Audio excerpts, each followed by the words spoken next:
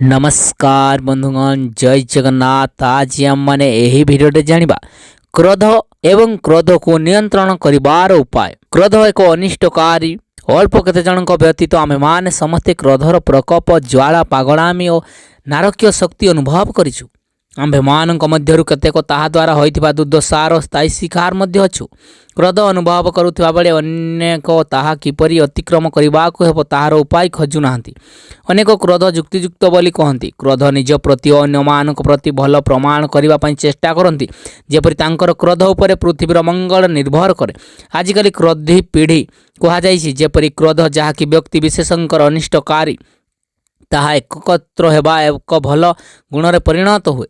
ପ୍ରକୃତରେ କ୍ରୋଧ ଆଧୁନିକ ସାମାଜିକ ମନୋବୃତ୍ତି, ରାଜନୈତିକ ସ୍ଥିତାବସ୍ଥାକୁ ଓଲଟାଇ ଦେବା ଏକ ବିପ୍ଳବ ପାଇଁ ପ୍ରୟୋଜନୀୟ ପନ୍ଥା। ଏକ ପ୍ରକାରର ରୀତିନୀତି ବିରୁଦ୍ଧ ସ୍ୱାର୍ଥ ପ୍ରଣୀତ ଉପାୟ।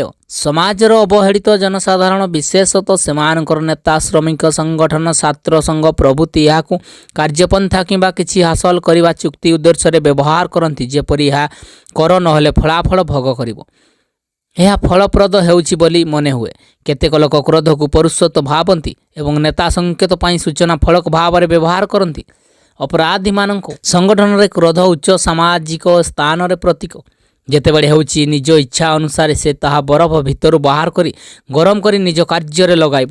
ନାକରେ ନିଶ୍ୱାସ ଖରଖର ଚାଲିବ। ଯେତେବେଳେ ଆପଣଙ୍କର କ୍ରୋଧ ଆସିବ, ଓଠ ହୋଇଯିବ ବିକୃତ, ଲାଡ଼ ପଡ଼ିଯିବ ଗାଲ, ଭ୍ରୁ ହୋଇଯିବ କୁଞ୍ଚିତ, ଉଠିବ ପଡ଼ିବ ଛାତି, ପୁଣି ଦହନ ହୋଇଯିବ ହୃଦୟ। ହାତ ଥିବ ଚିର ଉଦ୍ୟତ। ଅନ୍ୟମାନଙ୍କୁ ମାରିବା ପାଇଁ ହାତ ଅତି ସହଜରେ ଉଠି ଯାଇଥାଏ ଯେତେବେଳେ ଆମକୁ ଅତ୍ୟଧିକ କ୍ରୋଧ ଆସିଥାଏ। କିପରି ଅଦ୍ଭୁତ ଭାବରେ କ୍ରୋଧକୁ ପ୍ରଶଂସା କରାଯାଇଛି ତାହାର ତତ୍ତ୍ୱ ସଂକ୍ଷେପରେ। କ୍ରୋଧ ଏକ ଅନିଷ୍ଟକାରୀ ଗୁଣ। ମଣିଷକୁ କେତେବେଳେ ବି କ୍ରୋଧ ଆସିଯାଇପାରେ, ତଥା ଏହା ମନକୁ ଭ୍ରମିତ କରିଦିଏ ଏବଂ ହିତାହିତ ଜ୍ଞାନ ସବୁ ଭୁଲି ଯାଇଥାନ୍ତି ମଣିଷ।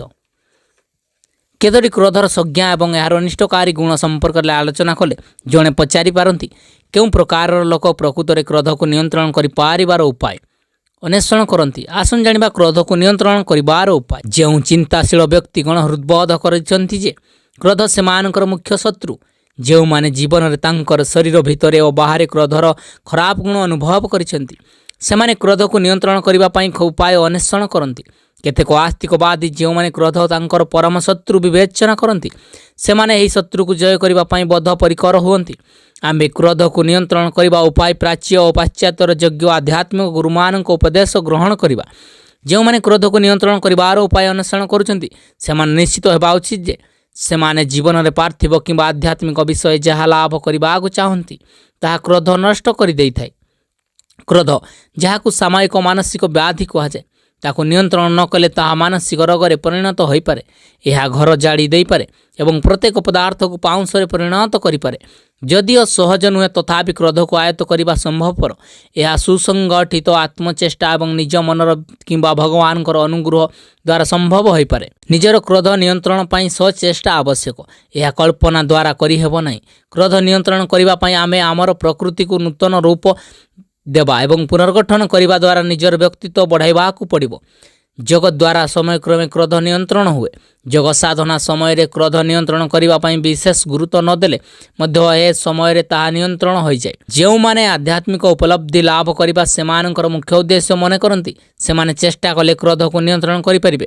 ଏହା ଠିକ୍ ନୁହେଁ ଯେ ଜଣେ ନାସ୍ତିକ ବ୍ୟକ୍ତି କ୍ରୋଧକୁ ନିୟନ୍ତ୍ରଣ କରିପାରିବ ନାହିଁ। ସେ ଯଦି ନିୟମିତ ଅଭ୍ୟାସ କରେ ତାହା କରିପାରିବ। ସେ ଭଗବାନଙ୍କୁ ବିଶ୍ୱାସ ନ କରିପାରେ, କିନ୍ତୁ ତାକୁ ଆଧ୍ୟାତ୍ମିକ ମୂଲ୍ୟବୋଧ ବିଶ୍ୱାସ କରିବାକୁ ହେବ। କ୍ରୋଧକୁ ନେଇକି ଶ୍ରୀକୃଷ୍ଣ ଭଗବତ ଗୀତାରେ କ'ଣ କହିଛନ୍ତି ସେ ବିଷୟରେ ଜାଣିବା।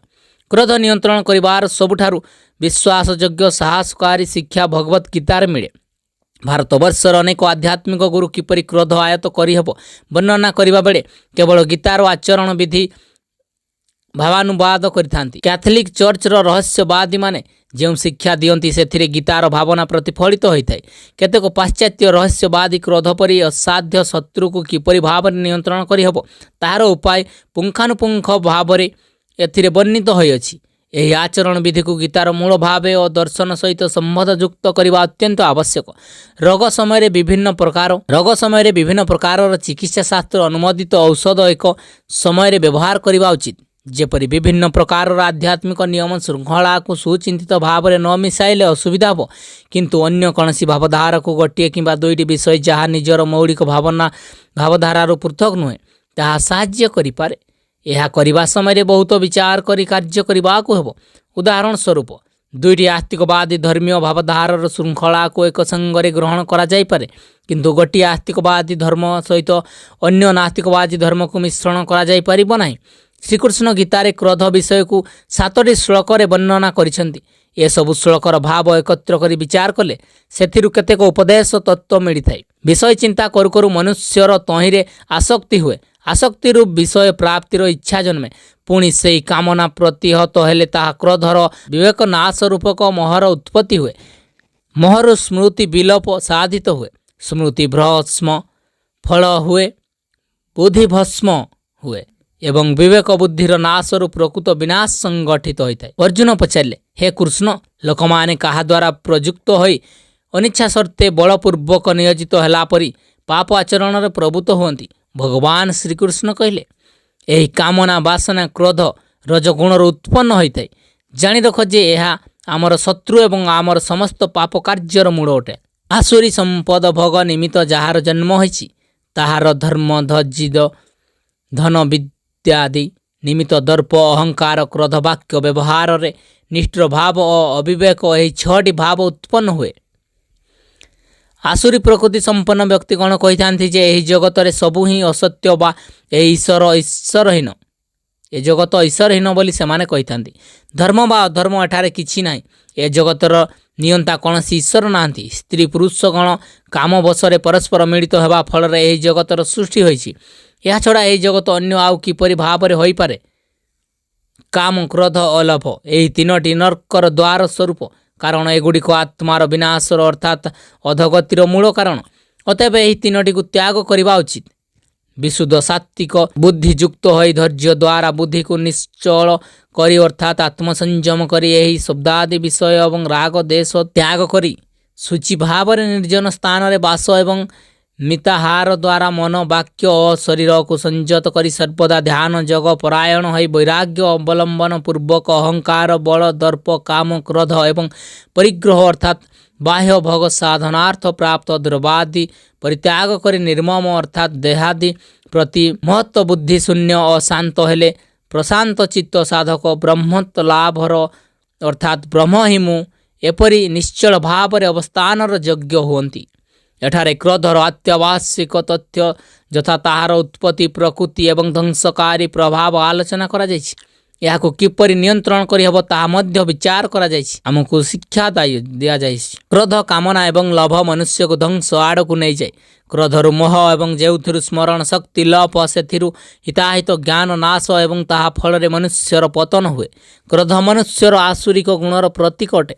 एहीपरि खराब गुण सबु हेउछि आडंबर अहंकार आत्मगर्व रुक्षता एवं अज्ञान। एगुड़िक सबुबेले एकाठी रहंती, केतेबेले अलगा हुअंती नाही। यह गोटे शक्तिशाली दल। सेथिपाई एही प्रकारर दलर सामना करिबा पाई दृढ़ता साहस और अभिनव उपाय प्रभृति प्रयोग करिबाकु हेबो। कार्यटी सहज नहेले मध्य भगवान आमको प्रतिश्रुति देइछन्ति जे क्रोध को दमन करिहेबो। से जेउ उपाय दमन करिहेबो ताहा मध्य कहिछन्ति।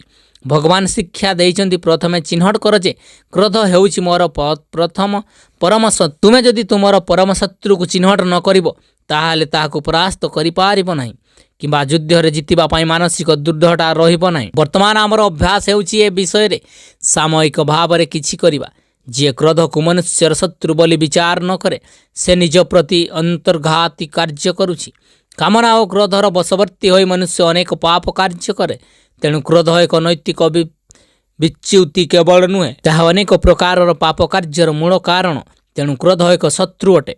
भगवान आमको एक शक्तिशाली शत्रुर सामना करिबार उपाय शिक्षा देइछन्ति। से आमको पुण्य पुण्य कहिछन्ति जे यार उत्पत्ति राजसिक गुणरु एवं ताहाको उत्पत्ति स्थानरु समूले विनाश करिबाको हेबो। मंद कामना त्याग करिबा द्वारा मानसिक स्थिरता आसिबो एवं राजसिक गुण सहित लढिबार प्रेरणा मिलिबो।